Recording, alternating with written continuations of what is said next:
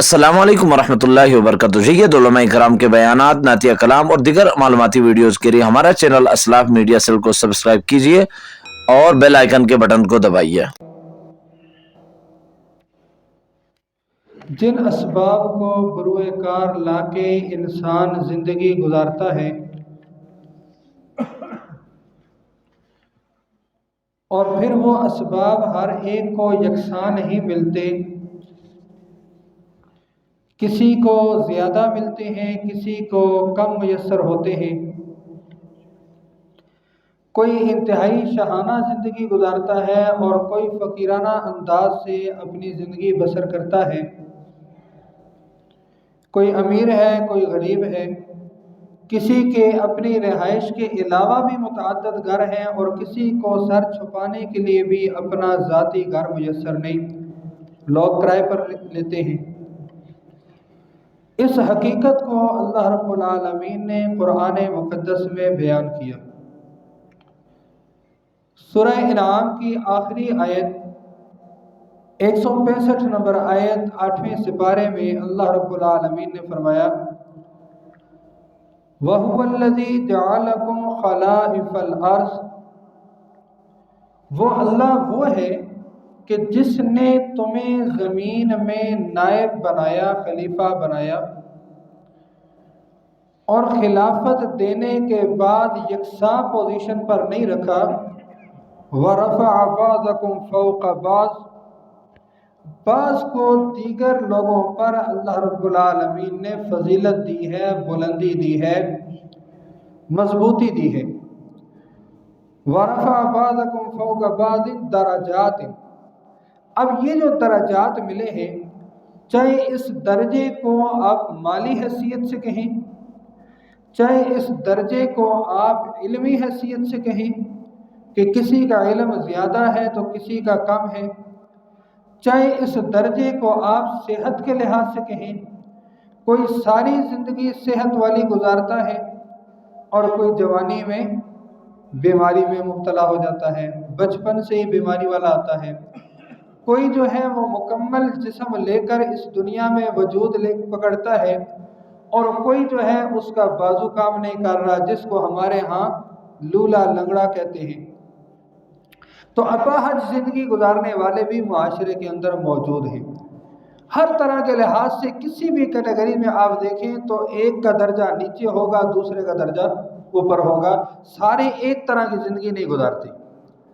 اب یہ جو اللہ رب العالمین نے فرق رکھا ہے، یہ جو ایک تفاوت ہے، اس کی بنیادی وجہ کیا ہے؟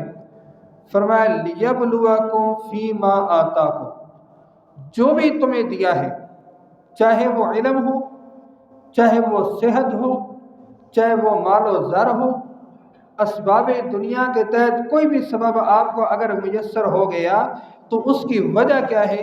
لِيَبْلُوَكُمْ فِي مَا آتَاكُمْ، جو بھی تمہیں دیا گیا ہے اس میں تمہیں آزمانا، کہ کون جو ہے وہ اپنے دیے پر اترانا شروع کر دیتا ہے، کون جو اپنے دیے ہوئے پر فخر کرنا شروع کر دیتا ہے کہ مجھے رب نے اتنا دیا کہ اب میں رب کو ہی بھول گیا، اور کون ایسا ہے کہ جو یہ چیزیں حاصل کرنے کے بعد بھی اللہ رب العالمین کا بندہ ہی ہے، بندگی الہی اس نے نہیں چھوڑی۔ اسی طرح دوسری جانب کون ہے کہ جس کو اسباب دنیا کم ملے مگر کم ہونے کے باوجود بھی رب الاسباب سے اس کا تعلق نہیں ٹوٹا، اور کون ہے جو مایوس ہو گیا، جس نے رب کا در چھوڑ کے بقیہ دروں پہ حاضری دینی شروع کر دی۔ یہ ساری چیزیں آزمائش سے تعلق رکھتی ہیں۔ اللہ رب العالمین نے بحیثیت انسان آزمائش کو اس پر لازم قرار دیا ہے۔ کوئی بھی انسان ایسی زندگی بسر نہیں کرتا کہ پوری زندگی اس پہ کوئی آزمائش آئی نہ، بحیثیت انسان آتی ہے، اور جو اللہ رب العالمین کے پسندیدہ بندے ہیں ان پر پھر آزمائش اور بھی زیادہ آتی ہے۔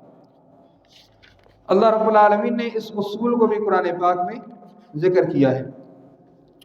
فرمایا جس بندے نے یہ کہہ دیا کہ ہم ایمان لائے، ہمارا ایمان اللہ پر ہے، ہمارا ایمان رسول اللہ صلی اللہ علیہ وسلم کی ذات مبارکہ پر، آپ کی ختم نبوت پر، آپ کی تعلیمات پر ہے، ہمارا ایمان آخرت پر ہے، قیامت کے احوال قیامت، ما بعد القیامت، تمام چیزوں پر ہمارا ایمان ہے۔ تو وَهُمْ لَا يُفْتَنُونَ، ان کو آزمایا نہیں جائے گا، گمان یہ کر لیا لوگوں نے۔ سورہ عنکبوت کی دوسری آیت اور تیسری میں اللہ رب العالمین نے فرمایا وَلَقَدْ فَتَنَّا الَّذِينَ مِن قَبْلِهِمْ، ہم نے پہلوں کو بھی آزمایا ہے، اور فَلَيَعْلَمَنَّ اللَّهُ الَّذِينَ صَدَقُوا، اور اللہ رب العالمین نے جب پہلوں کو آزمایا ہے تو آزمائش ان کے لیے بھی ہوگی، تاکہ اللہ رب العالمین یہ واضح کر دیں کہ ان میں واقعی سچا کون ہے۔ جس وقت تحویل قبلہ کا حکم آیا تھا، ایک قبلے کو چھوڑ کر دوسرے قبلہ یعنی بیت اللہ کی طرف منہ کر کے نماز پڑھنے کا حکم آیا، اس وقت جو کئی ایسے لوگ تھے نئے نئے مسلمان ہوئے تھے، ابھی ان کی اتنی زیادہ مضبوطی نہیں آئی تھی اسلام میں، وہ فوراً واپس چلے گئے تھے، انہوں نے اسلام چھوڑ دیا تھا، مرتد ہو گئے تھے کہ یہ کیسے نبی ہیں کہ جن کو اپنے قبلے کا بھی پتہ نہیں ہے۔ دوسرے سپارے کی ابتدا میں جو آیات ہیں ان کے شان نزول میں آپ تفاسیر کے اندر یہ دیکھ سکتے ہیں۔ تو آزمائش سے بسا اوقات لوگ مڑ بھی جاتے ہیں، اور پھر جو پکے ہیں ان کے اوپر جو ہے کیا ہوتا ہے، مہر لگ جاتی ہے کہ واقعی اولئک هم المؤمنون حقا، یہ سچے مومن ہیں۔ غزوہ احد میں 300 منافق عبداللہ بن ابی کی قیادت میں مسلمانوں سے ہٹ گئے تھے۔ رسول اللہ صلی اللہ علیہ وسلم اس غزوے میں مسلمانوں کے سپہ سالار ہیں، اور نبی کی سپہ سالاری کو بھی انہوں نے قبول نہیں کیا اور ہٹ گئے، کیونکہ منافق ہر دور میں رہا ہے، اور منافقت کی آزمائش سے پتہ چلتا ہے منافق کون ہے اور سچا مومن کون ہے۔ اسی لیے سورہ توبہ کا دوسرا نام سورہ الفاضحہ ہے، رسوا کرنے والی سورت، مطلب منافقوں کو رسوا کرنے والی۔ منافقت اس میں واضح کر دی گئی تھی کہ یہ لوگ اس جو ہے وہ ذہنیت کے لوگ یہ منافق ہوتے ہیں، منافقوں کی یہ بری خصلت ہے۔ اب اس پیمانے میں دیکھا جاتا ہے کہ کون منافق ہے اور کون مومن ہے۔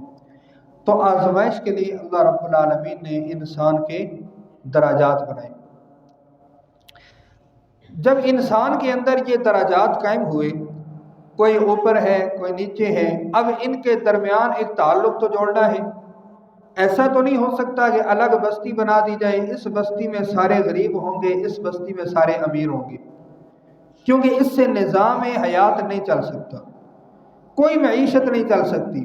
اگر کسی ملک کے اندر سارے کے سارے ایک طرح کی مالی حیثیت رکھنے والے ہوں، سارے مالدار ہوں، سارے افسر ہوں، تو پھر گھر کی تعمیر کون کرے گا؟ پھر وہ مضبوط جسم والا مزدور نہیں ملے گا، اس لیے کہ پھر 2-3 اینٹیں اٹھا کے افسر صاحب کے کمر میں درد شروع ہو جائے گا، یہ نہیں تعمیر کر سکتی۔ ان سے اور خوراک کے لیے فصلیں نہیں اگائی جائیں گی، خوراک کے لیے کسان چاہیے ہوگا۔ اس طرح دیگر جتنے بھی شعبے ہیں ان میں آپ دیکھ لیں کہ اگر سارے ایک لیول کے ہوں، سب امیر ہو جائیں، تو پھر نظام نہیں چل سکتا۔ غریب کی اس معاشرے میں اشد ضرورت ہے۔ آپ چھوٹی سے چھوٹی چیز کو لے کر بڑی سے بڑی چیز تک دیکھیں گے، ہر جگہ آپ کو ضرورت پیش آئے گی۔ بندہ مال کما سکتا ہے لیکن گھر بنانے کے لیے اس کو مستری کی، مزدور کی ضرورت پیش آتی ہے، اس کے بغیر اس کا چھت ہی میسر نہیں۔ خوراک کے لیے اسے گرمی میں کام کرنے والا کسان چاہیے، وگرنہ یہ بندہ آفس کے اے سی سے نکل کر جا کر پھر جو ہے نا وہ گرمی میں کام نہیں کر سکتا، اس کی ساخت کمزور ہے، اس کا جسم اس کا عادی ہے، وہ کر سکتا ہے یہ نہیں کر سکتا۔ اسی طرح انسان بہترین سے بہترین خریدتا ہے پاؤں کے لیے جوتا، تو جوتا بنانے والا اس کو چاہیے، جوتا درست کرنے والا اس کو چاہیے۔ فیکٹری قائم کرے گا تو بیچ میں مزدور چاہیے۔ ایچ او ڈی جو ہے ہیڈ آف ڈپارٹمنٹ، وہ کبھی بھی جا کر وہ کام نہیں کرے گا جو لیبر کرے گی۔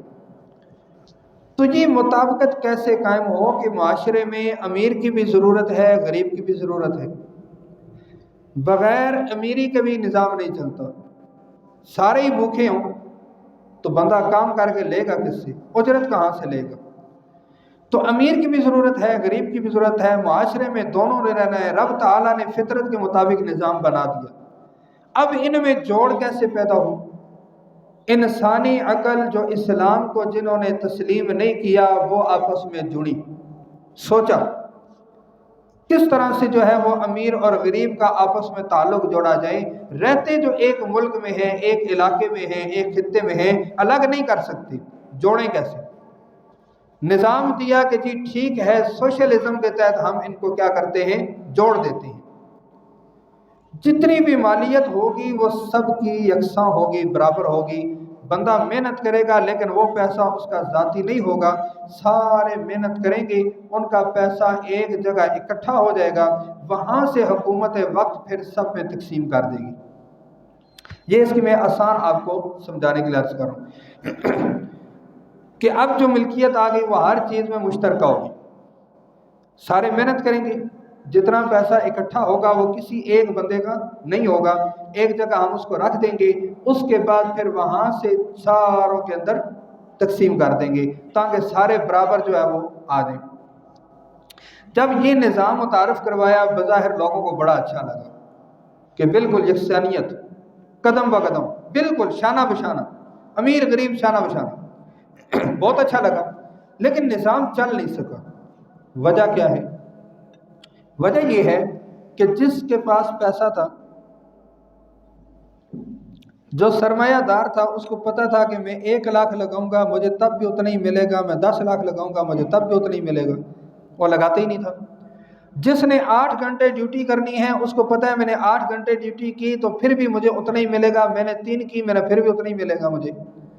اب محنت کم ہو گئی، سرمایہ لگنا کم ہو گیا، اس لحاظ سے یہ نظام نہیں چل سکا، کیونکہ ہر بندے کو پتا تھا جتنا لگائیں گے جتنا کمائیں گے وہ میرا نہیں ہے، وہ حکومت کا ہے، حکومت نے تقسیم کرنا ہے سب میں برابر، لگانے والا لگاتا نہیں، محنت کرنے والا محنت نہیں کرتا۔ یہ سوشلزم کا نظام اس بنیاد پر پھر آخر ختم ہوا، دوبارہ جڑے۔ اب کیا کرنا چاہیے؟ اب سرمایہ دارانہ نظام جس کو کیپٹلزم کہتے ہیں وہ متعارف کروایا کہ جی جو جتنا لگائے گا، جو جتنا کمائے گا وہ اس کا ہے۔ لوگ دوبارہ خوش ہو گئے کہ ٹھیک ہے، ہر بندے کا اپنا ہونا چاہیے۔ بندہ جب سرمایہ لگاتا ہے تو وہ ثمرہ دیکھنا چاہتا ہے، اس کی طبیعت ہے کہ میں اگر پیسہ لگاؤں تو مجھے پرافٹ نظر آنا چاہیے۔ بندہ محنت کرتا ہے تو نتیجہ دیکھنا چاہتا ہے کہ میں اگر محنت کر رہا ہوں تو مجھے پھر نتیجہ نظر آنا چاہیے۔ بندہ بڑا خوش ہو گیا، کہا یہ نظام ٹھیک ہے۔ اب اس نظام کو آج بھی دنیا لے کر چل رہی ہے، مختلف طرح سے اس کے خلاف بھی آوازیں اٹھتی ہیں، لیکن تیسرا نظام وہ ہے جو اسلام نے اس وقت دیا تھا۔ اب اس کی خرابی کیا تھی؟ کیپٹلزم کی، جس کا نظام، جس کا سرمایہ اسی کی مالیت، اب یہ بن گئی جس کی لاٹھی اس کی بھینس۔ سرمایہ دار نے 1,00,000 روپیہ انویسٹ کیا، 2 لاکھ کیا، جتنا منافع آیا وہ اس کے اوپر سانپ بن کر بیٹھ گیا۔ غریب غریب تر ہوتا گیا، امیر امیر تر ہوتا گیا۔ اس کے پاس سرمایہ ہے، یہ لگا رہے ہیں، یہ کاروبار کر رہے ہیں، اور اس کے پاس کچھ بھی نہیں ہے، یہ خالی دیکھ رہے، یہ کچھ بھی نہیں کر رہا۔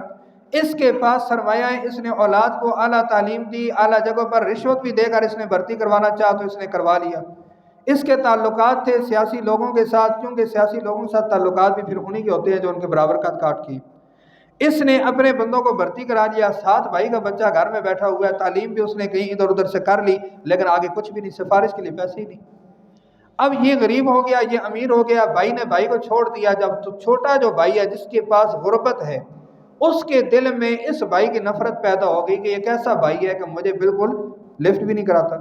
بھائی بھائی کا دشمن بنا، برادری میں برادری کا تقدس ختم، امیر ہے ٹھیک ہے، غریب ہے میرے لیول کا نہیں۔ اس نے اپنی ترجیحات بدل لی، اپنی سوچ بدل لی، سوسائٹی بدل لی، سارا نظام اس نے بنا لیا، کیونکہ میں سرمایہ دار ہوں، اور جس کے پاس ہے تو وہ تو بڑھتا گیا، جس کے پاس سرمایہ ہے ہی نہیں اس کا کیسے بڑھے گا؟